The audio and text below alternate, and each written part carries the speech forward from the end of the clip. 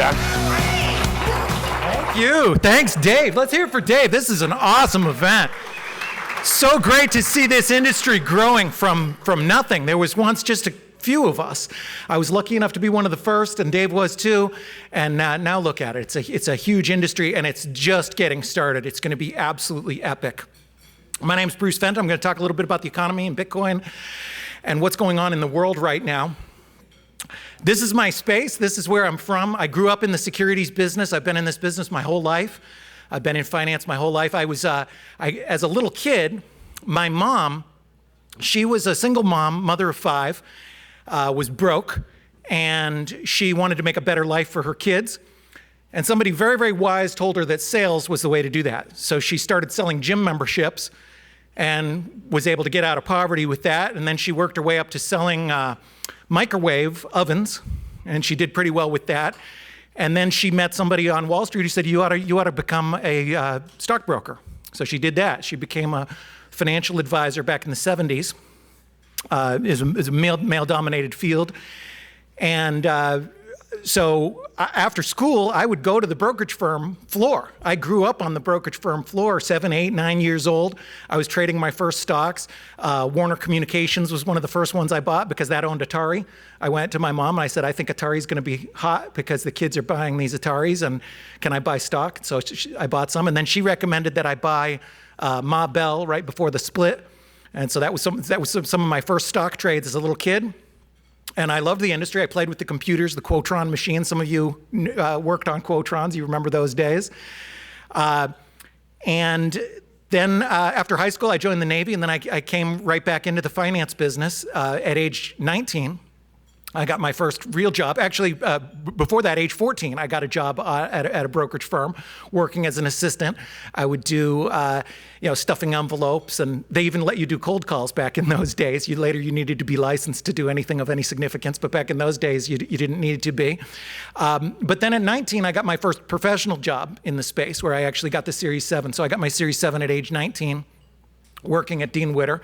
And Dean Witter was actually acquired Morgan Stanley. They took the Morgan Stanley name, but it later became Morgan Stanley. So that was 29 years ago. So I've been in the industry 29 years. I've been registered as an investment professional, registered with the SEC. I've had the Series 24 for over 20 years. I had the Series 7 for now almost 30 years, a few other licenses. And I've kind of done it all. I've been very fortunate in such a long career to have done a variety of things, ranging from retail. I started as a retail stockbroker, financial advisor, worked my way up to dealing with higher and higher net worth clients, eventually doing more kind of big picture economic consulting, which was really cool. I got to travel all over the world and live in the Middle East and live in interesting places, New York City and other places like that, working on really large deals, billion-dollar deals with multi-deca-billion-dollar kind of clients. And I got a little bit more of an understanding about the world and how things work. And then, as fate would have it, I focused on emerging markets and emerging technology. So I was very interested in the internet. We started the first full-service investment firm on the internet back in 1994. I said I thought that stock trading would work well online. I was on AOL and I saw people chatting about stocks. I said, wow, they're going to end up trading things online too. And sure enough, that was right. And so I worked on that for some time, and then I focused on emerging markets. So I went over to Dubai. I thought that Dubai was going to be a thing. There's a picture of my son here when the Burj Al Arab, at the time it was called, the Burj Al Arab is the hotel. The what's now known as the Burj Khalifa, it used to be the Burj Dubai, was like 30 floors, and so we went out there, and sure enough, that boomed. And then I saw a lot of these trends, having seen a couple big trends happen with the internet and Dubai and other things. I sort of saw this coming with Bitcoin, and it was just about 10 years ago, 2012, that I first heard about Bitcoin and started getting into it. It wasn't until 2000. I was a slow learner. It wasn't until 2013 that I got into it, fully and really invested seriously, and. And then full-time, I sort of stopped doing my investment career. It's funny, back then you couldn't really do both. There was no real professional firms in the space. There was only a couple companies that had done a fundraise. There wasn't really anything to do with my old career in Bitcoin. My investors were too large. They weren't interested in, Silk Road drug money or anything like that. There was nobody talking about digital securities or digital assets. There was no Ethereum. There was nothing else other than, a ragtag band of rebels who thought this crazy nerd money might work.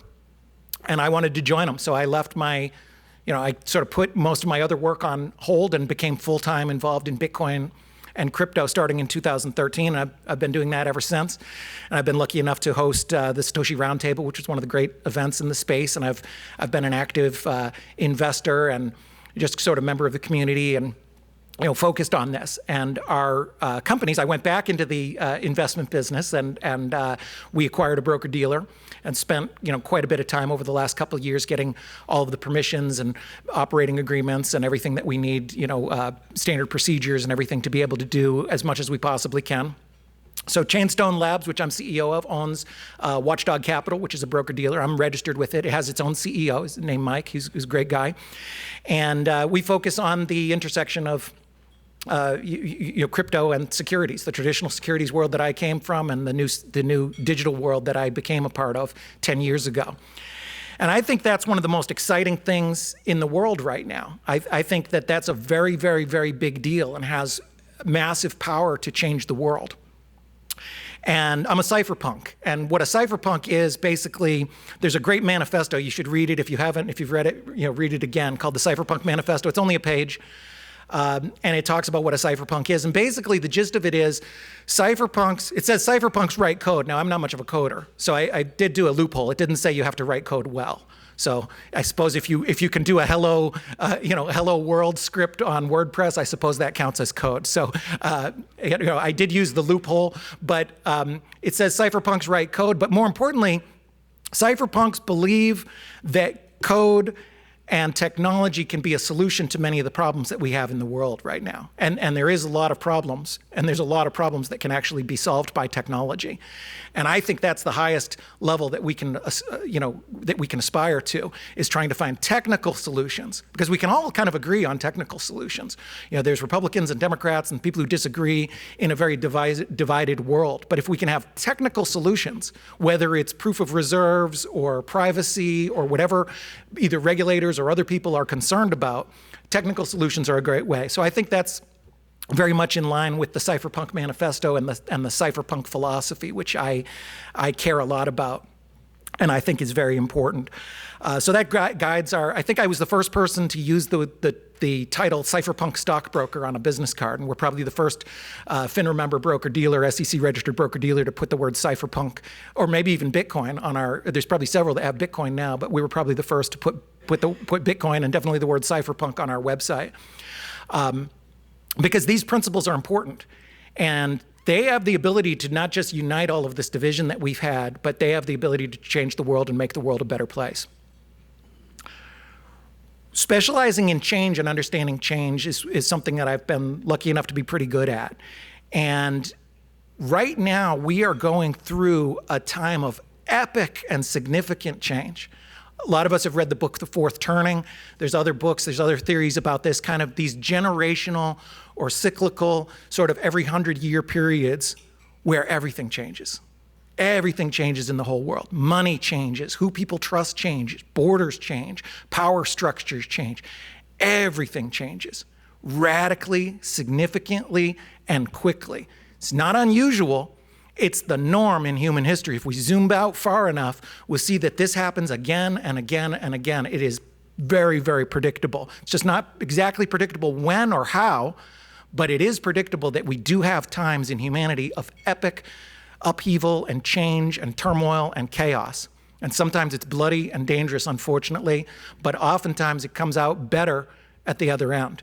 And I think it's very clear right now, definitely, we are in a fourth turning. Strauss and Howe, in their book, they predicted that sometime around now, 2020 to 2024, we're going to have this epic shift. Now, they predicted that back in 1996. They had never heard of COVID or economic policies. They had no idea who the president was going to be or anything else. But they knew from looking at hundreds and hundreds of years of history about these cycles and this massive change that happens. It's inevitable. It happens all the time.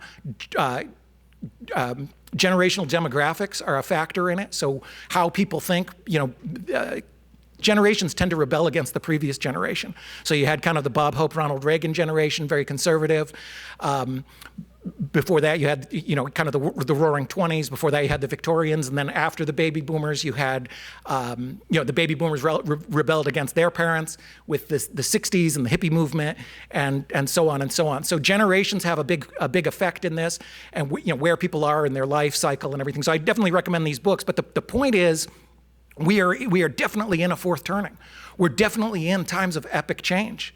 And we've got to digest that and think about that because we're so used to doing the rules that we've built our world on, living in rules that were written in the 90s or whatever, because that's the way the world has worked, the same kind of quarterly earnings, the same power structures and so on. But it does change. It does change. History changes and the world changes very rapidly, very, very significantly. And so we're definitely in a time like that. And nobody in this room has ever seen that happen before. Pretty much nobody alive. Maybe the very, very oldest people in the world, people who are 100 or so, they were sort of alive, but they probably barely remember what it was like as they were little kids. But these things do happen. And some fourth turnings are bigger than others. There are times of kind of double epic change. I call it an epoch shift. And I think that's what we're in.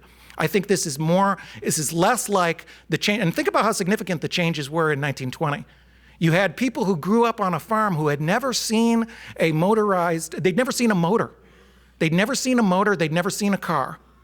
And then they found themselves on the fields of France with planes flying over their head and bombs being dropped.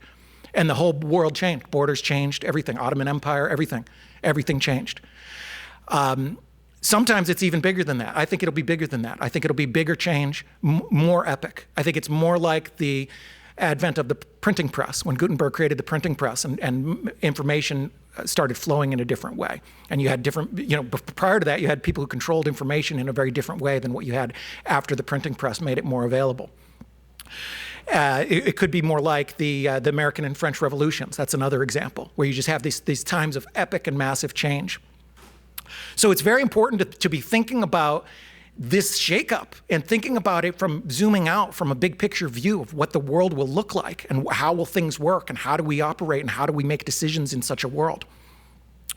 So technology is a great part of that. And I think that Bitcoin and the technology around it can be really, really material in changing our world for the better. Two main ways. One is Bitcoin itself. So this invention of a distributed ledger that Satoshi brought us, it is a new invention. I said I was a slow learner on Bitcoin. That was the thing that took me a little while. I thought it was a trade. I came from the trading world, the Wall Street world. I thought it was a trade. I said I'd make some money, and then I made a little bit of money, and I said, well, why? And that was a good decision because I looked into it more, and then I realized it's an invention. It's an invention. It's not a trade. It's an invention. What Bitcoin did, it allows people to know what's true without the need for a trusted third party to verify it. That's it. Allows people to know what is true without a third party verifying it. Knowing what is true is really, really important in the world, and we have a harder and harder time knowing what is true right now. 50% of Americans almost don't believe the same things as other 50%, and both think that the other one is wrong. They just can't even believe on what's true, so you can't even have a debate a lot of times because they don't believe on the base facts about what is true. It's an uncertain world and a chaotic world, but Bitcoin makes it so that you do know what's true and you don't need to rely on anybody else. So that has huge implications.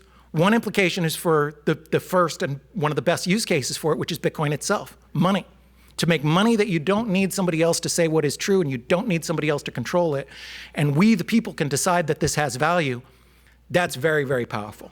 That's a big deal and that can change the world. And we do need better money because fiat, and this is a crazy statement, it sounds a little crazy, but I want you to bear with me. Fiat is evil. It's actual evil. And I'm not just saying this as a Bitcoiner. I'm not just trying to say something controversial or crazy. It is actual evil. It's actual evil. It's actual evil in our world. Great evil, serious evil, serious evil. Fiat causes massive death, millions of people dead because of fiat.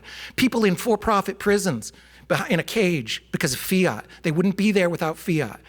A million people in Iraq dead because of fiat. Fiat is actual evil. When you think of fiat, don't think of a Lambo. Think of people dying by phosphorus.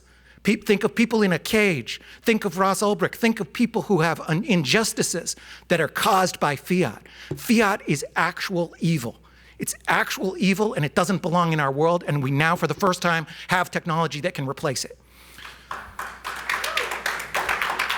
The second great use case about this is just eliminating the need for trusted third parties, for securities, for example. We can make securities, what Dave was talking about earlier, we can make securities move easier and faster than they've ever moved before. And that unlocks all kinds of potential. It makes everything from small business transition for owners who have closely held businesses to be able to hold on to some of their wealth and transition that to their heirs and their employees. It makes more capital opportunities for all kinds of businesses that don't have it. Businesses that aren't even good ideas, but they have fans, or businesses that don't even want to make a profit, but they have people who believe in that, and they say, yes, I love your bed and breakfast, and I know you don't make a profit, but I want to be a shareholder. I'm willing to put $1,000 into it. And you can't really do that in today's world. It's very hard to put $1,000 into something. And it's very hard to find those kind of investors. But what this technology does, it makes it so that everything can be tokenized and everything can be sharing value. And we as humans have a really strong desire to do that. We have a strong desire to make trades and bet on what we think is going to happen in the areas that we care about. We've been doing that for thousands of years. Thousands of years, and humans have been trying to figure out ways that they can take risk and share risk. The first creation of the first joint stock company, the invention of equity, basically, was one of the first milestones in that, the Dutch East India Company. Prior to that, you used to have to do a shipping expedition, and it was one owner, one ship. And somebody got this brilliant idea, and this is its own fourth turning, and they said, well, what if we just pooled our money? 10 of us put the money in, and we get 10 ships, and we share the risk. And that changed the whole world, and that's why we have Tesla, Google, Microsoft, Facebook, and so on publicly traded today, because this invention. We now have a new chance to make a new and even better way of doing this. We have the ability to tokenize everything. This building, everything you see outside, every little business from the smallest hot dog stand to the largest multinational, it's already equity. This isn't like talking about some new market, like, oh, I'm going to make the drone delivery market or something, some new thing. This is existing, deca trillions of dollars that is already there. We can just make it work better. We can make it work better and move better. And if we do that, it's going to be easier for people to start businesses, easier for people to take value and share. There's just so many amazing things that we can do with that. So these things are things that I care deeply about, and this is what has drawn me to this run for U.S. Senate. I looked at our world, and this is great, by the way, to be talking to a nonpartisan organization. I know this isn't a political thing, and I know we have all kinds of people, probably certainly Democrats and Republicans, maybe some socialists, maybe some libertarians, maybe some anarchists. We've got a great group here. And I want to talk to all of you, because I think there's things, that we all have in common. There's been so much division lately. I'm running as a Republican. I've only been a Republican for a few weeks. I was registered as an independent prior to that. I had to register as a Republican so that I could be on the ballot. But I was registered as an independent, and I've been on either side. I protested George Bush against the war absolutely fiercely. I appeared on a Move On ad sponsored by George Soros, of all people, and here I am running as a Republican for Senate. It was called Republicans Against Bush or Against the War or something like that. I was adamantly against the war. I stick by my principles regardless of what direction the world is going, and there's been many times in my life and my career where I was the lone voice standing against things. The Iraq War is one of them. Everybody thought it was a great idea. The media, my friends, you were called a traitor if you were against the war. And then now, many years later, we finally recognize that it was a horrible idea, and we have 1 million dead people over it, and a lot of our own troops and a lot of money. So I looked at the world right now and what's going on in the world, and Republican or Democrat, and especially Democrats, I'd like to reach out to you because I think that although you may not agree with me on my policies, I think that the last couple years don't represent the country that we have. They don't represent our America. You've got, even if you're the most diehard Democrat, you've got to admit that what we see in the world right now, it just isn't right. It just isn't right. Information boards, government telling us what is true, it's wrong. And you may be I was actually terrified about the virus. I was one of the first people. I thought we were all going to be dying because I saw these, which we later found out were propaganda. I saw these videos from Wuhan of people dropping dead in the street, and I immediately went into prep mode. And I worked to make sure my family and my community was safe. So I took it very seriously, but then I adjusted when I had new data. When people didn't start dying after St. Patrick's Day, 2 weeks later, then I started readjusting. I said, maybe this isn't as deadly as I thought. But either way, wherever you stand on that, what I want you to consider is that even if you supported these policies for yourself, they don't work on a national level. They're not workable. We can't have a world where the president tells people that you have to get an injection or you're getting fired. It's not workable. It's not America. We can't have a world where the Department of Homeland Security tells us what is true. We can't have a world where people tell other people you have to wear a mask or else. And by the way, the or else is very, very, very key, because all of these laws are enforced by violence. Otherwise, they'd be suggestions. I got no problem with suggestions. I got removed by police 3 times from my son's school board meeting because I wouldn't wear the mask. I won't do it. It's violent. And one reason I did it is to show the gun in the room. Whenever people utter that totally idiotic line, there ought to be a law, it's enforced by a gun. And if you sit there and you pull a Rosa Parks and you say, no, I'm not doing it, they'll pull the guns out on you. They're violent. They're violent and authoritarians, and we must fight this. It doesn't have any place in our country. So what I'm running for 3 things. One, what I call tyranny over the last couple of years, and maybe you disagree, maybe you supported the policies, but either way, I would still urge you and beg you and ask you to think, is this workable? And the one way you can do it, especially somebody in here is the most diehard Democrat. They're gritting their teeth right now just hearing me talk. For you, whoever you are, I would just ask you one thing. Would you want Donald Trump in charge of all of these things? Would you want Donald Trump to tell you you need an injection? Would you want Donald Trump, or whoever you dislike, would you want them to tell you what is true? So I'm running to stop what I refer to as tyranny and make sure it never happens again. The second thing is overall freedom, the Constitution, human rights, human values, peace, voluntarism, making people see the gun in the room. And if it's not worth pointing a gun at somebody, don't do it. Don't make the law. Eric Garner is dead, strangled in the street because some fool decided there ought to be a law against loose cigarettes. Loose cigarettes? Get out of here. These people don't have the authority to do this to us. And they're hurting a lot of people. They're killing people in some cases. They're caging people in other cases. And they're stealing our money to do it. And this is our country. So I'm in favor of more freedom. I don't want rules about loose cigarettes or money laundering or AML KYC or accredited investor rules or any of this stuff. It doesn't serve us. It's not their business. Let the market solve it. Let the private sector solve it. And the last thing, well, there's a lot of things, but the third main point that I'm running on is economics and inflation. I was lucky enough to be in this industry my whole life. I actually do understand economics. By coincidence, that's an important issue right now. But I do understand it, and I think I have a different way of looking at things. And I don't believe that central planners of the model of China can decide what people should do with their money and how much money there should be and all of these kind of things. We're in a very important crossroads right now. The model of China and the model of what we used to have. And we could go the way of China, and China wants us to. They're spending hundreds of millions of dollars telling us how great their system is. You know, they claim that they didn't have a single COVID death. They claim that they didn't in 18 months. They claim they had 0 cases. And the people that they pay off, including the WHO, repeat this. It's false. It's false, and it's a narrative designed to make you think and make our government officials think that they need to have more control over us. And they're going to exercise it more and more in things like CBDCs. CBDCs in the hands of government is the end of freedom. It's the end of freedom. And again, remember, no matter who your least favorite politician is, picture that person in charge of your money. They can decide that what you say is misinformation. They can decide that you can't say these words, and you're shut off. They've already shown their willingness to shut people off and censor and deplatform. If they can do it for money, it's game over. We can't have meetings. We can't do activism. You can't do anything other than stay in your own home. And that can't happen. It can't happen.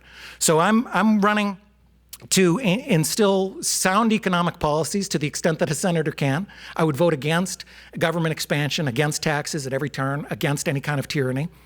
And I'd vote in favor of freedom in the Constitution and sound economic policies and sound money. Because by the way, as I mentioned, fiat is evil. We don't really need government in the money business at all. There was a time when we couldn't conceive of separating church and state. If we had this meeting a few hundred years ago, we would have a cardinal or a bishop here to get sort of their blessing on everything. And we wouldn't be talking about the regulators, we'd be talking about the church. And we moved beyond that as humanity, and we didn't destroy the church, we let people do what they want. It's a better world now than it was to have a religion controlling it. And we have this new religion, this evil religion, I call it the Church of Woke, but whatever it is, it's bad, and it doesn't have a place in controlling our lives and our money. We have more control, and the technology gives us the power to do that. Technology like Bitcoin gives us the power to do that, the power to take control of our own situation, to decide what we believe money is, what we believe our businesses should be, how things should interact, and how we can voluntarily interact with other people in a peaceful way that doesn't require guns, it doesn't require tanks, it doesn't require threats. That's what I'm fighting for. That's what I think our future should be, and that's what I think America is all about.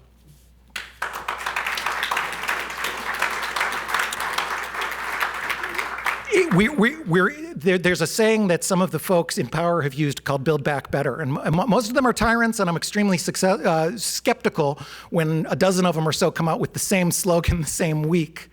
But I'd like to take that back. I think we can build back better. We can build a world that's based on constitutional values, a country that's based on our own constitutional values, and a world based on freedom and voluntarism and voluntary choice and not violence and coercion. A world based on technology, superior technology, and peace and voluntary interaction. And we can have an amazing time going forward. It's a huge decision to run. It's a huge sacrifice, but I'm doing it for our kids. I'm doing it for the next generation. I'm doing it for you. I'm not doing it for me. I don't want to go down there. I don't want that job. I don't want to leave my farm. I have one of the most beautiful places in New Hampshire. I don't want to leave that. I don't want to go down there, but I will. If I'm sent down there, I'll go down there and I'll consistently vote exactly like I'm saying. No more, no less. I'm not going to join the fancy boards or go to the Kennedy Center galas or go to embassy shindigs. I've done plenty of that in my life to last many lifetimes. I'm going to go down there and vote no absolutely every single time with the Constitution and against tyranny again and again and again consistently. That's it. So thank you. My name's Bruce Fenton. My website, brucefenton.com. If you know people in New Hampshire, first of all, certainly spread the word. The big thing is getting this message out. I think my message resonates, so it's a matter of getting the message out to enough people so I can win the primary and then go on to win the general election. Both are very, very, very winnable if you're into politics and you look at these kind of things. But also, I'd like to ask you to make change as well. It was a very hard decision to decide to run. But if you've ever thought of doing something, it doesn't have to be U.S. Senate, it could be a local office, or just getting involved. I've committed to put $5 million of my own hard-earned Bitcoin in there, and I take that seriously. I don't like giving up my Bitcoin for anything. But maybe you put in a couple $1,000s into my campaign or somebody else's campaign, or maybe you run for office yourself. We have to take our country back because it is a crucial time in history, and if we don't, we're going to lose everything that is treasured to us. So thank you very much. I guess we have some time for some questions maybe. Thank you very much. Great. Do we have a mic? First of all, does anyone have a question? Right now. Yes. What are your views on the abortion debate right now? Yeah, everybody asks me that, and it's an issue that a lot of people want you to have black and white. I think there's more nuance in the world. So personally, I believe life begins at conception, and I'm against abortion. But as a U.S. Senator, my job would be to vote on laws. And as a liberty person, I don't believe in more laws. I don't want to see more laws. I think it would be a bad idea to have more laws, particularly at the federal level. And even though I said that I believe life begins at conception, I absolutely do not believe it is a legitimate role of government to consider something like a morning after pill murder. I mean, that doesn't make sense. And I also think it doesn't make sense, which is what my opponent's position is, abortions all the way up to the 9th month for any reason with no oversight whatsoever. I don't think that's right either. But either way, I wouldn't vote for something on the federal level. I'd need a lot of convincing to do that. I don't think it's a good idea. And by the way, I'm not going to be, Mitch McConnell's rubber stamp person. I wouldn't do it. He has a $100 million PAC, I understand. I don't really care. And if I were to be elected, I'm not going to vote the way that he says or anybody else says. I'm going to vote exactly what I just said a minute ago. So I'm not in favor of any new laws about it. Especially at the federal level. I don't want the federal level investigating miscarriages or going after women or finding out if somebody had a morning after pill. I'm absolutely against that. I think it should be done at the state level. But it is a nuanced issue, and a lot of people ask about it, and I think we need more of that. Maybe people don't. Actually, it's interesting because pretty much nobody likes my position, the answer that I just gave, because it is nuanced. There's a lot of people who want me to say one thing or another, and they offer money. The day you start running, they say, hey, say this, and say you're going to say this, and we'll give you money. But especially that issue, because that's a single issue voting issue on both sides. There's people, if you make what they consider a strong pro-life or strong pro-choice opinion, they'll give you a bunch of money. But I do think the world is more nuanced, and I think that this kind of hyper-partisan world where we see the worst in everybody and we assume, and you look at the attack ads and everything around this issue and many, many other issues, it's more and more of a narrow view fighting another more narrow view, and there's a lot of people in between. The perfect example. I mean, there's people who have the position that all abortion is murder and should be prosecuted as murder. So they think that if somebody is raped and they take a morning after pill, that they should be charged with murder. And there's people on the other side who think that somebody who, say, has mental problems and decides to get an abortion 2 days before the due date, that there should be absolutely zero oversight on that. And I don't think either of those are right. And I think it should be handled at the state level and not at the federal level. But thanks for the question. Other questions? Yes. You talk about division in this country. I think a lot of it's due to misinformation that's completely surrounds us. How important do you think that is? So the questions about misinformation, I think that, well, first of all, I think misinformation should be allowed. There's a narrative that says we should stop misinformation, but what that leads to, and if you think about it the cypherpunk community has helped me a lot on these kind of things, because what Bitcoiners and cypherpunks think about a lot is attack vectors and how could this fail. So what I think of, when I hear somebody say, hey, this is disinformation, it's bad, let's stop it, I start to think, well, okay, well, what could go wrong with that? You now have a source of information who's saying what is true. And then all you got to do is, if you're thinking about it from an attack vector, all you got to do is corrupt that person. You lean on them, or you have a government regulation or something else, and then you get to decide what's true. So any source where you have a centralized party deciding what's true, I don't think is workable. I think the solution for bad information is more information. And I think that we should have more debate. It's absolutely tragic, some of the things that have been stopped from having public debate. And this is why we have two different sides now who don't even agree on what is true. And part of that is because we don't have debate about these things, certainly not civil debate, but we don't even really discuss these issues. There's issues that aren't even allowed to be discussed at all. The election, for example, there are problems with the election. I have no idea if it swung the election, but there are certainly problems. There's problems with mail-in voting. There's problems that have been very well documented. But there was people that were stopped from Patrick Byrne, who many of you know. I used to work with Patrick Byrne on T0. I was on the board of T0. I was on the board of Overstock. Patrick Byrne was very well known and popular. He's not a Trump fan. He's a libertarian. He actually disliked Trump, but he did his own investigation into the election, and his results were censored. He was censored and he was banned from social media just for it. Now, you may disagree, but you can't even have that discussion. If his information is false, what you should have done is people should go on there and attack it and say, here's why it's false. You don't censor. If you censor it, there's going to be a lot of people who think, well, they must be hiding something, because that is what tyrants and dictators do. They censor information. So I'm very against censorship. I think the solution for misinformation and bad information is more information and more debate. We've got because everybody should have an interest in figuring out what is true. If you don't know what's true, you're going to make really, really crappy decisions. And if you think you know what's true from watching the mainstream media or any of the other places where most people, or listening to the government or anything else, you probably don't know what's true. And I don't even know if I know what's true on many issues. I don't know what's true in Ukraine, for example.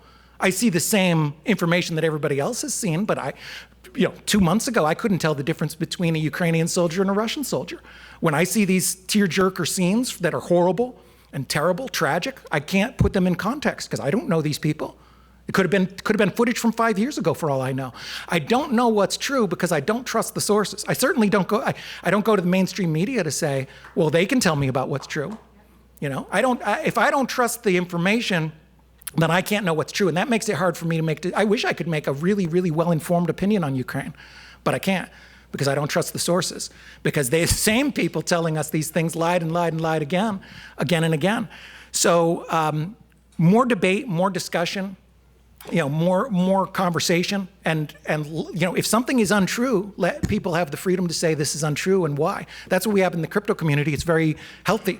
You know, one thing that Bitcoin does well is attacks lies. You go out on there, if you make a name for yourself in Bitcoin, you say something that's wrong about Bitcoin, oh boy, you're going to hear it. You're going to hear it, you know. So that's the solution, you know, letting people discuss these things. We can't silence it, especially not at an official level. Government has no business doing that because you get back to the problem of government can decide what's true. I mean, what if somebody did steal an election and they said nobody can discuss elections? I mean, is it a license for people to steal elections? I don't know.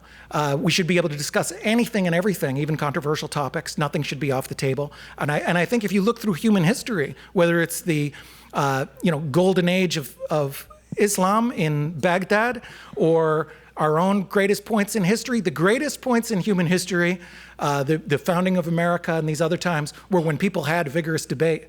And it's famous. You know, there was Sufi scholars arguing on the streets of Baghdad hundreds of years ago. There was founding fathers arguing in Virginia hundreds of years ago. And that's when we make the best decisions, when we hash things out and figure out what is really true. Thank you. Did you have, yes?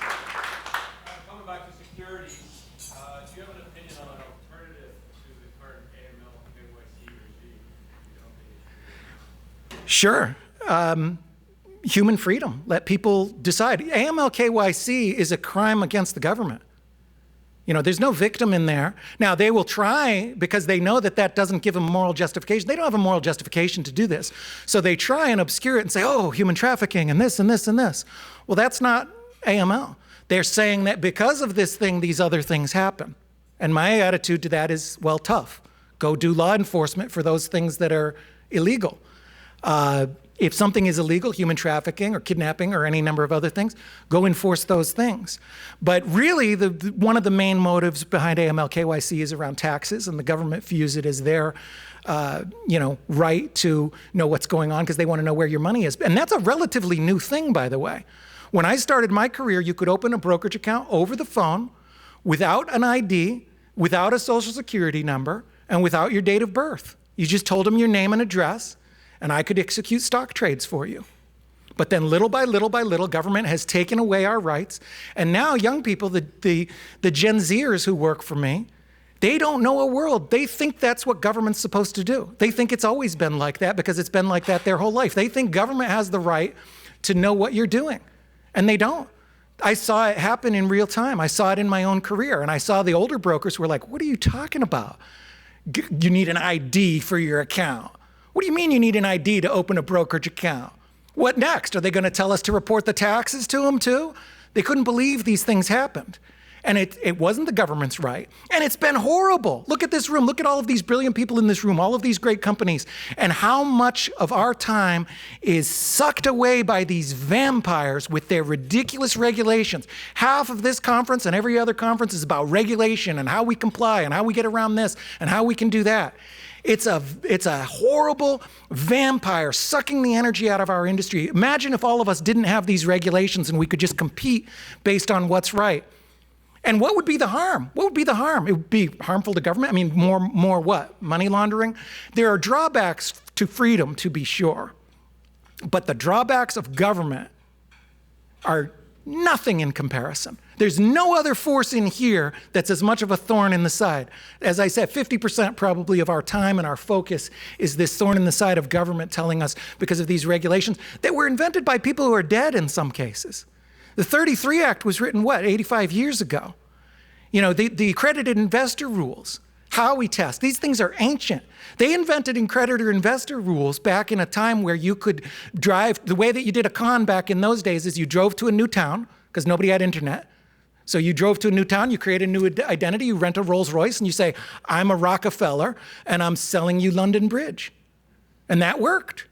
That was when accredited investor, and it was still a bad idea even then. It was still a bad idea. It was outdated the day that they did it. So they make these rules, often for self-serving purposes. Once they have the power, they never let go of the power. So the solution to AML, KYC, and accredited investor rules, and pretty much everything else, I would say let the market work. Will there be drawbacks? Sure. But there's also drawbacks of a huge market. You know, the whole utility coin craze and now the DeFi craze, that's a side effect. Just like crack is a side effect from cocaine being illegal and they tried to make it quicker and easier and get around the cocaine rules. That's what DeFi is like the crack of the investment business because it's so darn hard to do a legal security in the United States. I've been a securities broker for 29 years and I've been in crypto for 9 and I can't even figure it out. So it's impossible to do anything in the United States. So you had a whole breed of groups that said, "Oh, we'll make our own thing. We'll do, DeFi or ICOs," and it ends up kind of like crack, and it's kind of broken. And you end up with these instruments with horrible terms because the lawyers go in and say, "Oh, well, if you don't want to be a security, make sure you don't share in the profits. Make sure it's not equity, it's not debt, it doesn't have a common enterprise, it doesn't da da da da da." What do you end up with? A gift certificate to a store nobody wants to shop at. Junk, a collectible. If they wouldn't have had those rules and it was easier, what they should do is make it completely trivially easy to be a security. They should take Reg CF and remove the requirement for you to have a portal, remove the requirement to have AML KYC, and change the limit to 100 billion or unlimited. Just get rid of these things entirely. Let the market decide. Nobody in a centralized office in Washington, D.C. is going to make better decisions than the people. We know the wisdom of crowds now. We've seen this with all kinds of data that crowds make better decisions. The crowds will make better decisions overall if they're allowed to. And if we can unleash the power of people to make those decisions, we just don't really need centralized bureaucrats reading rules that were written by people who've been dead for half a century saying you should do this or you should do that. Let people voluntarily choose what they want. And let people voluntarily choose how they interact. That's what freedom is all about. That's what I'm all about. That's what I care about. I believe, and I was lucky enough to come into this space early, I believe that those cypherpunk roots, there was a time when 100% of, almost 99% of people in Bitcoin were libertarians. But those cypherpunk roots, I think, are very, very key to our industry. And I think that that's the spark that can change the world for the better. I think if we get government out of our lives and out of our wallets, then we're going to have a much, much better world and a freer world. There's some drawbacks, but they're way, way, way overdone by the positives. And don't forget the negative of governments with a 300 million person body count. The drawbacks of government are much, much worse than anything else.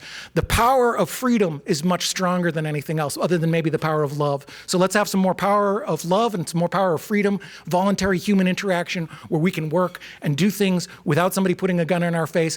We can voluntarily interact in a peaceful and efficient manner, and that's the way the world is supposed to be, and that's what this technology can do, and hopefully I can help. Thank you. Thank you.